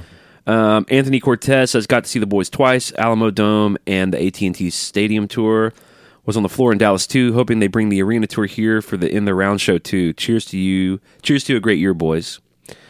Well, needless to say, Ethan and I are definitely planning on going to multiple shows if they do an arena tour, and we're going to be doing live tailgate episodes for every one of them. I really hope it's an arena tour and they don't do stadiums again, because the stadium thing's cool, but I want to see that In the Round thing with those damn drones. Oh my God, the drones! Oh gosh, the drones, dude. Bro, drones. All right, now do moving you over even drone, bro? Moving over to Instagram. This is before we wrap it up here. This is kind of a shorter episode, anyway. Yeah. Instagram had a lot more inside Metal Up Your Podcast jokes, so I'm going to try to let's see. J. Lou Chuckaroo. Hey, Lou Chuckaroo says his or her favorite moment was tracking down the OG VHS footage of my first concert ever, which was Metallica, also Jason Newsted's final show. All set into motion because of this podcast. Also, the story gets way crazier. Check your email. Oh, okay. Oh. Do tell. Oh, tell it to us. Tell it to Tell it to the Clinton Ethan Digest. Lou Webster says, I was in Nashville this past 2 days looking for HQ. Okay, that's not creepy whatsoever. Brad Blazik I heard wrote, a weird tap on my window last night. Brad Blazik wrote, it's in New Jersey, bro. That's pretty funny. Nice, Brad. 918 J-Dub says the Worldwired in Dallas show. What a show. Real Vinyl Alex, which is our friend Alex Finney, patron of the show. He says, took my kids to see Black Sabbath and Metallica and Iron Maiden. Jeez, dad of the year. He says that's pretty much the greatest. Those are the greatest metal bands ever. Totally agree. That's the top three for me. For me, it's Metallica, Sabbath, Maiden. How would you order that? Metallica, Sabbath, Rancid. Looking Rancid, bro. The Casualties. Day to Remember. Day to Remember. Fucking Black Veil Brides. Fucking Savage Garden's got to be up there Black somewhere. Veil Brides would be first, man. How would you order that, though? I would do Metallica, Sabbath, Iron Maiden. Okay, so we're in agreement. Yeah. He says it's pretty much the greatest metal bands ever. It might be a few years before his kids grasp the significance of seeing those bands within 12 months. He says also interacting with Metal Up Your Podcast and Alpha Metallica has been very fun. And there's also The Matter of a Full Year of Hardwired, which has songs worthy of the best they've ever done. I totally agree. Man, yeah, 100%. Totally agree. I think that Spit Out the Bone finally being performed live, that's Tony Alvarez. Reality Suite says the Free Internet Tomorrowland stage story. Now, I know that they broadcast from the Tomorrowland Festival. I don't know about a story. I don't either. So I'm sorry to our new friends in Reality Suite. We apologize. I can't confirm or deny what happened now at Tomorrowland. That dude's going to be like, you know what? Fuck your show. You know what that story is? I'm not going to tell you. I'm not gonna tell you what it is. boycotting your show. Fuck you guys. And I'm going to kick your patron donation or your pledge music donation off of our page. Well, we did it. We successfully recapped 2017. You know what? Since it is sort of a shorter show, well, it's just off the cuff. Since it is 2017, it's a new year. It's New Year's Day. Happy New Year, by the way. Happy New Year. What are some of your favorite records, movies, podcasts? What are some of your, when you look back, other than obviously everything Metallica? Yeah. Our fans know by now that you and I have many diverse interests. Oh, yeah, we do. We listen to a lot of different kinds of music. And Well, some of my favorite records, I could say last year, I actually just released my top 10 favorite records 2017 episode on the my Pirate Satellite. On the Pirate Satellite, my other podcast. I'm picking that back up in 2018. One of my resolutions, by the way. But a few of my favorite records of this last year, Jason Isbell. the Nashville Sound. Nashville Sound's a great record. There's a song on there called "If We Were Vampires," and it's one of the most heartbreaking songs you'll ever hear, and it's incredible. Okay. There's a guy named Rustin Kelly who I've gotten into this year. He released an EP, and I just can't get enough of it. I think he has a cool voice. I think he's a good songwriter. Has a good sense of melody. Band I worked with and am kind of friends with, but I thought they put out a fantastic record. Cold War Kids.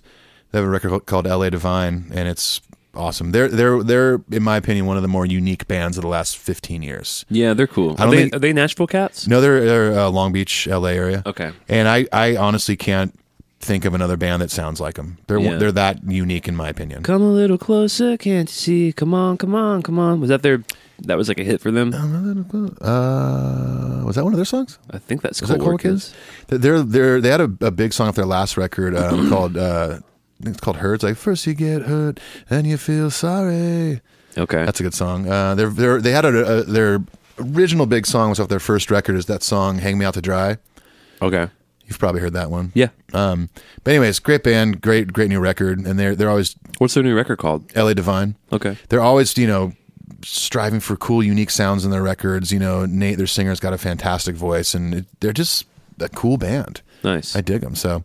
What about one of your favorite records this year? Man, I love female artists. I don't know. I've always gravitated towards female artists. So my favorite records are Tori Amos's new record, Native Invader, is great.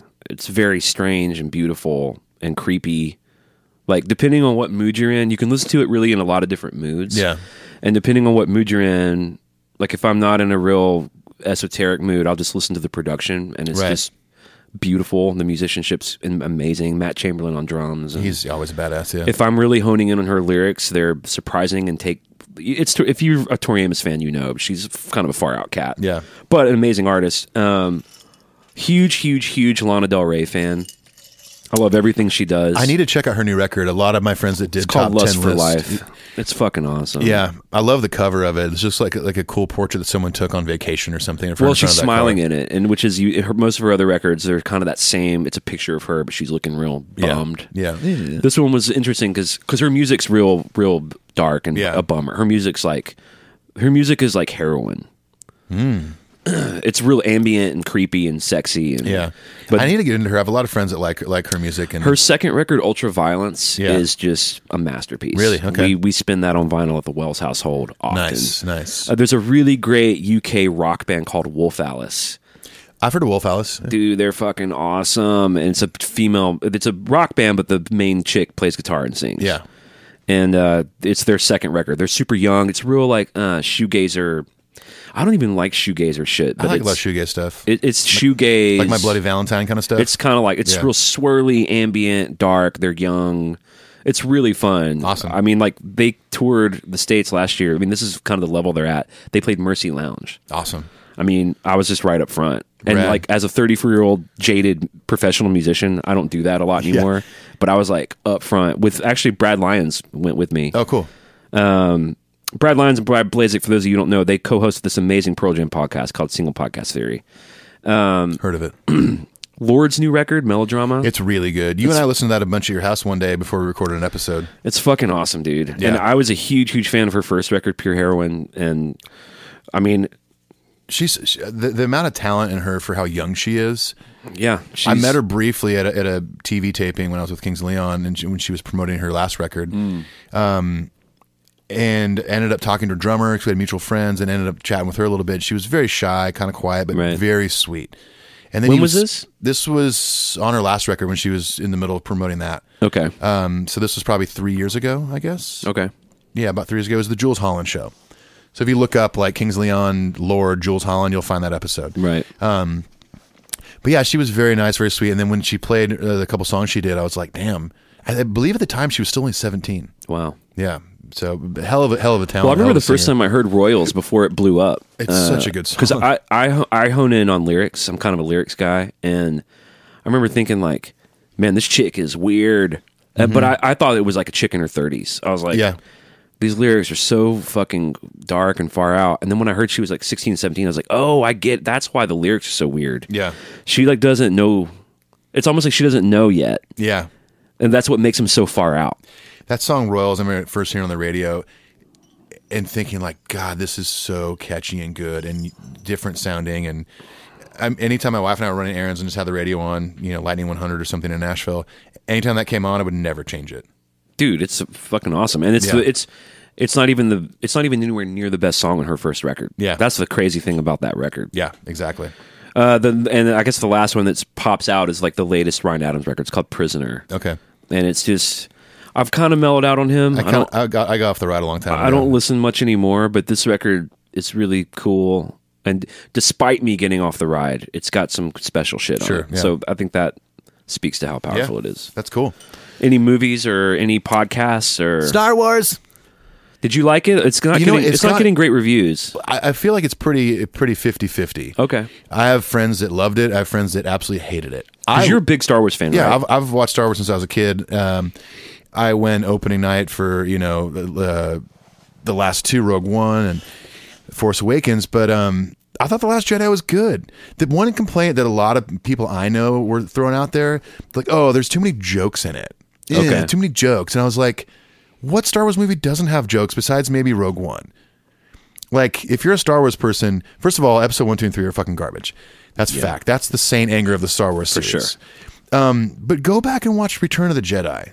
And like any scene with the Ewoks, there's jokes galore. They're funny, yeah. So like to me, it was just kind of like, that's a very invalid excuse to not like this movie. There's jokes in it. And I thought some of them were good. I thought the movie was fun. It was cool. Like the whole story with Luke. I mean, I don't want to give anything away if you haven't seen it yet, but like I thought it was fantastic. I thought there was some great stuff in it. Maybe 1 or 2, 3 minutes here that I was like, that was okay. But overall, I was like, it's still way better than the crap that George Lucas put out on episode 1, 2, and 3. Right. That's still terrible, terrible film. Is that franchise is just so cherished by so many people? Yeah. But with the original movies, when you watch when you were young, I think that was the first sneeze on our entire show, by the way. Oh, congrats, Thanks, man. dude! I feel like sad that it's come and gone already. I can't wait for the best of 2018 to be a sneeze compilation of just that one sneeze. The shortest compilation ever. It's just one thing. No, I'm just going to loop it for 5 minutes. I don't know. Overall, I think if you're somebody now that's getting pissed about a Star Wars movie, you're not near in the same frame of mind you were when you were like 10 years old watching Empire Strikes Back. Right. You've kind of grown up and gotten curmudgeon-y about it. And because you hold those so close to your heart from being a kid and growing up with them, the new ones have to be perfect. So J.J. Abrams, don't fuck it up. And it's like, did J.J. Abrams do it? He did. I think he was the executive producer on this, but he directed and wrote Force Awakens. Okay. He did a fantastic job. He's great. He's awesome. I'm pretty sure he's doing the next one, the final one. Don't quote me on that. But, okay. Yeah, man. Overall, I thought it was awesome. I had a great time seeing it. Me and 2 friends went and watched it out at Opry Mills. In like a noon showing. There was no one in the theater. It was awesome. We're going to Opry Mills tonight to see 3 Billboards. Nice. Which is the Francis McDermott. Do you normally have to pay to see billboards? Sorry. That was good. Thanks. That was a good faux laugh. That was if you follow Clint on his personal Instagram, that's when Clint used to do the banana phone on Instagram stories. I do this thing where everyone on my bus it's not even a drinking thing. Like everyone on my bus will go to bed and I'll have insomnia and can't sleep. So it's just me sitting in the front of my bus, and I do this bit. He pretends to talk on a banana phone to Barack Obama. Barack Obama calls me a lot on the bus, And Clint calls him Barry. I do them in my bunk sometimes too. And I'll bet your neighbor up above you loves you. well, they know what it is, so they'll immediately look at Instagram to see That's what awesome. it's because it's an Instagram story. Yeah. I watched Dunkirk last night, which is Christopher Nolan's new film. I've heard that's good. pretty goddamn good. Yeah. We saw The Disaster Artist. That was pretty fun. Here's the thing with me with movies and theaters. I am not exaggerating this. I maybe at most go to the movies 3 times a year. And it's only if like a big movie like a Star Wars comes out, or like Because when you the- want to see that in the theater. Of course I do. Yeah, or like when like the Harry Potters would come out in the theater. Those are really fun to see on a big screen. Yeah. You know, or like when, Creed came out, last installment of the Rocky. My Own Prison. I created. I had that first Creed record. Good for you, man. Torn. Remember that song, Torn? Nope. I only remember I remember this like the couple like hits they had, Eddie Trunk came out today and said his favorite record of 2017 was an Alter Bridge record. Really? I mean, that dude Miles Kennedy can sing his ass off. And that Mark Tremonti guy, he can play. He can play guitar. Yeah. It always seemed like butt rock to me. It's kind of butt rocky. Any podcasts that you like from this year? I can't really say that I got into any new ones this year. I kind of skimmed through some stuff. I mean, I'm still an avid listener of like Nerdist and Mark Maron's and Joe Rogan's. But what I usually do, I'm not like someone that listens to every episode they release. I usually like wait a couple weeks and then I'll kind of skim through who he's had. Yeah. Like recently, actually, I'll tell you one thing I watched this fall that I obsessed over was The Punisher. A show? On Netflix, yeah, with John Berthnall. Okay. He played Shane on The Walking Dead. I've been a big fan of all the stuff that Netflix has released for Marvel. I think it's awesome. Daredevil and Jessica Jones and Luke Cage and stuff. But John Berthnall was on the Nerdist podcast recently, and it's just like really good interview. Him talking about his upbringing in acting and how he was kind of like a troubled kid in the DC area, getting in fights and stealing shit, and kind of got his life together through acting. And he actually went to like a Russian school of acting and like got his ass kicked out. It's just a really cool story. So, and I listened to that podcast like the day after I finished the last episode of Punisher. Cool. And he's just a fantastic actor. So that was a really fun show to watch this year. It only came out like 2 months ago or something, but I watched it pretty quick. I got to say, I was pretty heavy on the new Twin Peaks. You're gonna hate me for this. I've never seen that or the original. Well, I don't hate you for it, but you should check it out. I know I should. Twin Peaks was David Lynch, who's my favorite director. And it was a big show in the 90s. George Lynch's brother, right? Exactly. From the Lynch Mob. And wasn't George Lynch in, what else was he in? He was in like some other metal band. I can't remember right now. Anyway, David Lynch, he's famous for Eraserhead and Mulholland Drive and Elephant Man. Anyway, he had a show in the 90s. It got canceled because the ratings were low, but it was critically acclaimed. Twin Peaks, canceled after the second season. Filmed in Washington, or takes place there too. So this was the highly anticipated third season, 20 years later. Yeah. 25 years later, and almost everybody from the original cast came back. Amazing. That's great. And it was some of the most challenging television I've ever seen. It's 18 episodes. It was on Showtime. It's cerebral and dark and intelligent and creepy, and it was just challenging. It was I need to get into it. Like, I like to watch stuff that you don't have to think much about. Like, I do all that too. I read those books, and like I'm reading a book about Jeffrey Dahmer right now. It's just stuff you don't have to think about. Well, it's just mindless serial killer. It's like juicy and fun, and Right. it's almost pulpy, you know? Yeah. Whereas, like, if I'm reading like a Stephen Hawking, if I'm reading like fucking, you know, Dianetics. I don't read a lot of L. Ron Hubbard, but anyway, Twin Peaks was challenging. It was like what good art should be. You know? for It's sure. kind of like a Radiohead record or a Trey Amos record or a Metallica record. Or a Savage Garden record. I want to say.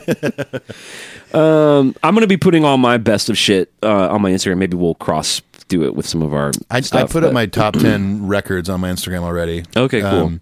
Just did it the other night, just as I released that podcast episode of the Pirate Satellite. So, and if you want to go listen to that, just go to iTunes, type in the Pirate Satellite, or just type in my name, you'll find it. And you can hear the very genesis of the Metal Up Your Podcast. There's an interview that Ethan did with me on the Pirate Satellite. I will say, speaking of podcasts, here's some podcasts you guys have to fucking check out that I listen to every week. Number one is called Waking Up. It's by Sam Harris. He's a philosopher and a neuroscientist. He writes about religion, politics, morality, artificial intelligence. He has the smartest people in the world on his show. people who do and don't agree with him. He has pro-Trump people on his show. It's some of the most important conversations you'll hear. Check that out. If you're a Kiss fan, you got to listen to Podcast Rock City. Yeah. I listen to those dudes every fucking week, and as a Kiss fan, I love it. They're everything I love about people that feels like me, extensions of me and my friends, which is a compliment we get on our show a lot. Yeah, for sure. Talking about Kiss. 3, you got to, for the same reason, go check out Single Podcast Theory with our friends, the Brads. And I think that might be it for me. There's a podcast of some dudes who like our show called The Hustle Season. Oh, yeah. And I went and checked it out, and it's really good. It's awesome. These dudes in Virginia. I think they're in a couple of bands. They're like in a couple of hip hop bands. And they have a podcast just about culture. Awesome. So it's about movies and art and music. They seem pretty intelligent and they're funny. What's the podcast you're going to be on in the near future? The horror and ice cream one? So, there's a, I don't know what it's called. What is it called? I don't remember. Horror and ice cream? Horrors and ice cream. Horrors. The premise is that they watch and review a horror movie while eating ice cream. It's called... Get there. Oh, it's called Scary Movie Ice Cream Night. That's right, Scary Movie Ice Cream Night. So I'm a huge horror movie fan. Yeah. So and this dude Cole Roberts actually lives in Nashville. So he's going to have me on, and we're emailing currently about what we're going to talk about. But it'll be fun. Well, I can't wait to hear it. You're probably going to do like a Scary Movie 3, Scary Movie 5, Scary Movie 10. Yeah, I know what you did last summer. I know what Dave Mustaine did this summer. Yes, me too. Read the Reader's Digest. Well, folks, there you go. There's 2017. There we go. It's done. We as of right now, as you're listening to this and ending this episode, we are starting a brand new year of Metal Up Your Podcast. We hope you had a good holiday season, had a good New Year's. You kept it safe. And again, if you're in the area or want to drive down to Nashville this Thursday, the 4th, at the Cobra on Gallatin Road, we'll be having our 1-year anniversary party. Come party with us. I've got a 6.5-hour Metallica playlist ready to go. I've got a 6.5 pack under my shirt waiting to... The 6.5 pack. There's one little half one. Just half ab trying to happen. No, it's going to be fun. And we're not even going to do all the begging you to go leave things. We just want to say thank you. Yeah, thank you for a great first year. Thanks to everyone for listening and getting on the ride with us, for all the emails you've sent us, for all the kind words and the encouragement. It's going to be fun, man. We got a lot more to come. A lot more to come, yeah. So thank you guys very much. We couldn't have done it without you, and thanks to all the patrons, everyone who writes in all the time. We love you guys, and we can't wait to get you more content this year. And with that, we'll say peace. Adios.